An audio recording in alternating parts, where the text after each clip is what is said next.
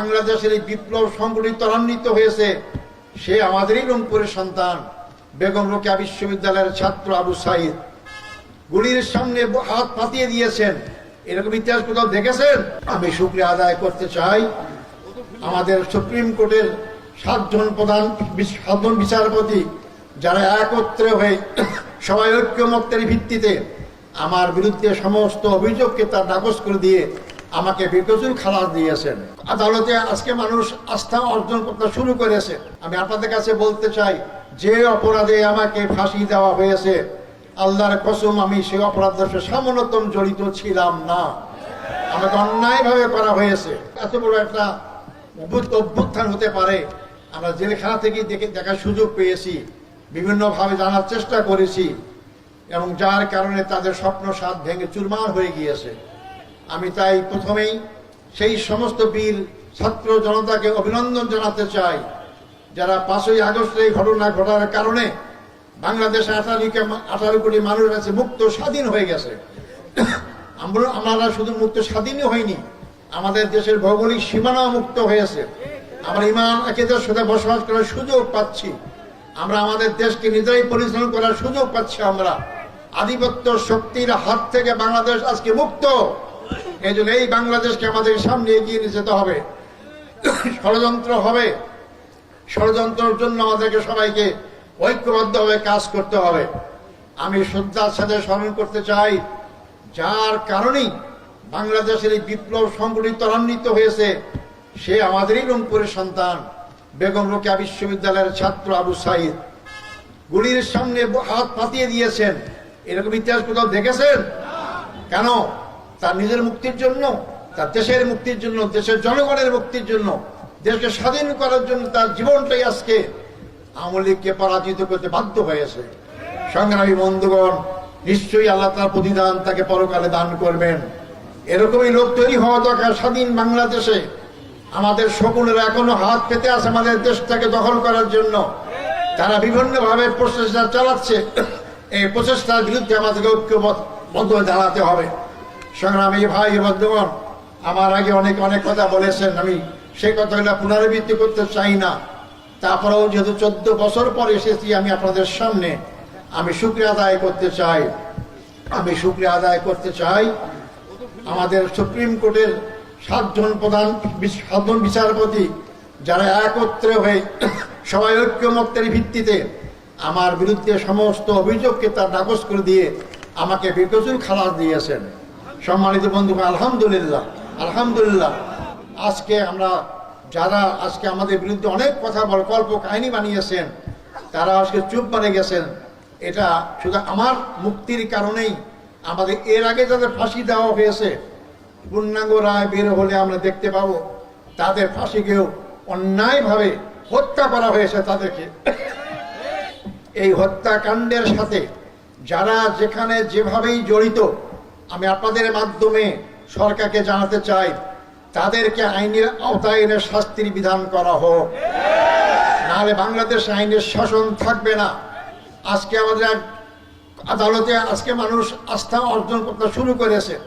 আগে আদালত চলতো দলীয় রাজনীতির কারণে, দলীয়ভাবে চলতো, এখন সে আদালত দলীয় মুক্ত হয়েছে।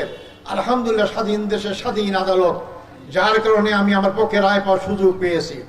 আমার তো রায় হয়ে গেছিল একদম ফাঁসি কার্যকর করা হবে, কিন্তু কি আল্লাহর রহমত আমি মুক্ত হলাম।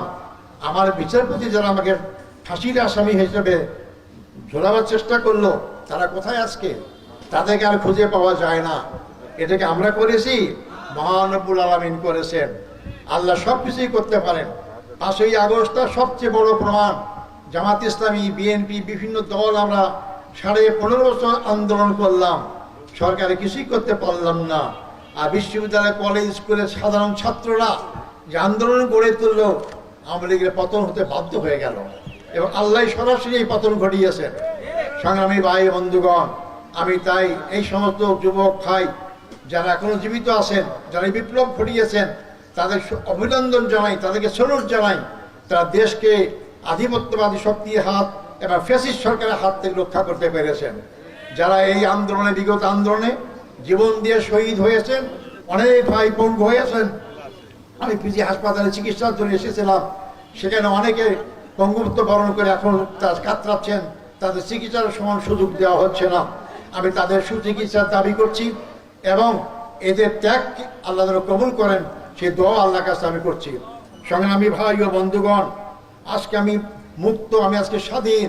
আমি আপনাদের কাছে বলতে চাই, যে অপরাধে আমাকে ফাঁসি দেওয়া হয়েছে, আল্লাহর কসম আমি সেই অপরাধের সাথে সামান্যতম জড়িত ছিলাম না। আমাকে অন্যায়ভাবে করা হয়েছে, অন্যায়ভাবে করা হয়েছে। একজন বলেছেন, আমি শুধু আফসোস করি, আমার বিরুদ্ধে যারা অভিযোগ গঠন করেছেন তারা করতেই পারেন, কিন্তু বিচারপতি যারা হবেন তাদের তো বিবেক থাকা দরকার। 3 কিলোমিটার দূর থেকে আমাকে নেকিতে গেছে, এই 3 কিলোমিটার মাঝখানে আমার নাকি অনেক বাড়িঘরও ছিল। এটা কি সাধারণ, এটা কি সম্ভব? 3 কিলোমিটার দূর থেকে সেই চোখ দিয়ে কি দেখা সম্ভব? যারা সাক্ষী দিয়েছেন তারা দিতে পারেন, মিথ্যা সাক্ষী দিতে পারেন, কিন্তু বিচারপতি বিবেক গেল কোথায়? এরা বিবেক বিক্রি করেছিল আরেক জায়গায়। এই বিবেকহীন বিচারপতি যতদিন বাংলাদেশে থাকবে ততদিন বাংলাদেশের লোকরা সুবিচার পাবে না। আল্লাহ রহমত, 5ই আগস্টে বিপ্লবের পর আমরা সে সুবাতাস দেখতে পাচ্ছি। বিচারালয় এখন তারা স্বাধীন হয়ে বিচার করার সুযোগ পাচ্ছে। এখানে রাজনৈতিক কর্তৃত্ব অথবা রাজনৈতিক খবরদারি এখানে নাই বলে আমি জানি। আজকে তাই আমরা স্বাধীনভাবে কথা বলার সুযোগ পাচ্ছি, স্বাধীনভাবে চলার সুযোগ পাচ্ছি। আল্লাহ তাআলা আমাদেরকে এইভাবে চলার তৌফিক দান করুন। সংগ্রামী ভাই ও বন্ধুগণ, আমি আমার শ্রদ্ধেয় নেতা, যারা আমার নেতা ছিলেন জামাত ইসলামীর, যাদেরকে ফাঁসি দেওয়া হয়েছে, মৌলানা মতিউর রহমান নিজামী, আমার সংক্ষেপে শুধু বলতে চাই, তাকে ফাঁসি দেওয়া হয়েছে। মৌলানা মতিউর রহমান নিজামী পরে আলী হাসান মোহাম্মদ মুজাহিদ, জনাব মোহাম্মদ কামারুজ্জামান, আব্দুল কাদের মোল্লা, মীর কাসেম আলী সাহেব, এদের সবাইকে ফাঁসি দেওয়া হয়েছে। আমি আপনাদের কাছে একটা কথা বলতে চাই, আমাদের মীর কাসেম আলী সাহেব, যার নাম হয়তো অনেকে জানেন না, যখন এই মামলা চলে তখন কিন্তু উনি আমেরিকায় ছিলেন। ওনাকে অনেক বন্ধুবান্ধব অনেকে পরামর্শ দিয়েছিলেন যে আপনি এই অবস্থায় বাংলাদেশে যাবেন না, বাংলাদেশে গেলে আপনি গ্রেপ্তার করে এই ফাঁসির নাটক সাজাবে। উনি বলেছিলেন, হায়াত মহতে মালিক আল্লাহ, আমি কোনো অপরাধ করি নাই, আমি কেন আমার দেশে যাব না, মৃত্যু হলে আমার দেশেই হবে। এবং তিনি এসেছেন, তাকে মিথ্যা মামলা সাজানো হয়েছে, ফাঁসি দেওয়া হয়েছে, তিনি পালিয়ে যান নাই। কিন্তু যারা গর্ব ভরে বলতেন অমুকের বেটি দেশ ছেড়ে পালায় না, তারা পালায় যায় নাই। সমস্ত মিথ্যা বাগলম্বর ধ্বংস হয়ে গিয়েছে, তাদের অধ্যত্ব আল্লাহ চুরমার করে দিয়েছে। আজকে জনগণ যদি তাদের পক্ষে থাকতো, দেশ ছেড়ে পালাতে হবে কেন? আমাদের তো পালাবার সুযোগ ছিল, আমাদের পালাবার জায়গা নাই। আমাদের জন্ম বাংলাদেশে, আমরা বাংলাদেশেই আমরা মৃত্যুবরণ করব। যাদের জন্ম বাংলাদেশে কিন্তু ঠিকানা আরেক দেশে আছে, তারা একটু শব্দ হলেই পালিয়ে সেখানে যায়। এদের দ্বারা দেশ নিরাপদ নয়। আপনারা সামনে খেয়াল রাখবেন, যাদের শুধু আধিপত্য শক্তির হাতে বন্দী, তারা যতই করুক না কেন, তাদের দ্বারাই বাংলাদেশ নিরাপদ নয়। তাই বাংলাদেশের জনগণের মধ্যে থেকেই যারা বাংলাদেশের জনগণের মধ্যে কাজ করে, তারাই আপনাকে নিরাপত্তা দিতে পারে, তারাই দেশের স্বাধীনতা সর্বহত রক্ষা করতে পারে, তারাই দেশের সীমানা রক্ষা করতে পারে, তারাই আপনারা আমাদের ইমান আকীদা চিন্তা চেতনা রক্ষা করতে পারে। আপনারা আগামী নির্বাচনে সেটা খেয়াল রাখার চেষ্টা করবেন।